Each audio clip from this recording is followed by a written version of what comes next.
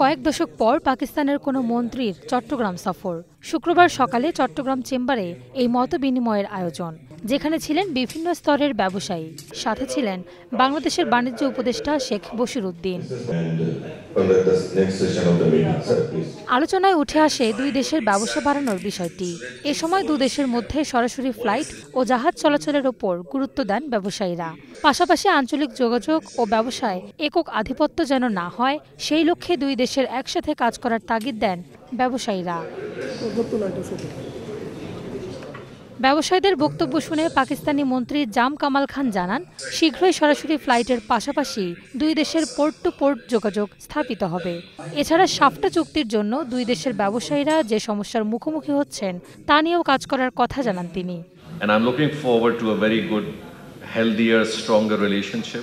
আমরা শক্তিশালী সুন্দর সম্পর্কের জন্য অপেক্ষা করছি, এমন সম্পর্ক যেটি দুদেশের মানুষেরই উপকার করবে। দুই দেশ মিলিয়ে 40 কোটির বেশি মানুষ আছে। আমরা যদি একে অপরের বাজারে সঠিক পণ্য পাঠাতে পারি, তাহলে আমাদের অন্য কোনো বাজার খোঁজার প্রয়োজন হবে না।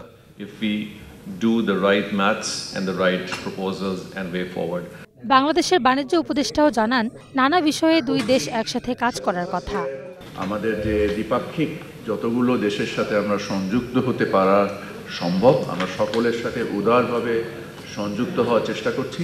পাকিস্তানি প্রতিপক্ষ, ওনার সাথে আমরা অনেক সুন্দর সুন্দর সম্ভাবনা নিয়ে কাজ করেছি আমাদের বাণিজ্য বৃদ্ধি করার, এবং আশা করি যে চিটাগং, ঢাকা এবং বাংলাদেশের সকল ব্যবসায়ীদের সামগ্রিক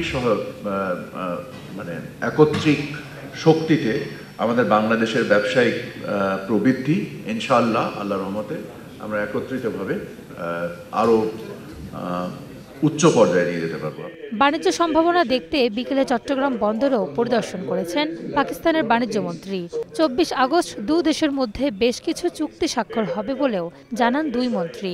জানান, সরকারের সাথে সরকারের যোগাযোগের পাশাপাশি দুই দেশের ব্যবসায়ীরা যেন নিজেদের মধ্যে ব্যবসায়িক সম্পর্ক গড়ে তুলতে পারে, সেই লক্ষ্যেও কাজ করবে দু দেশ।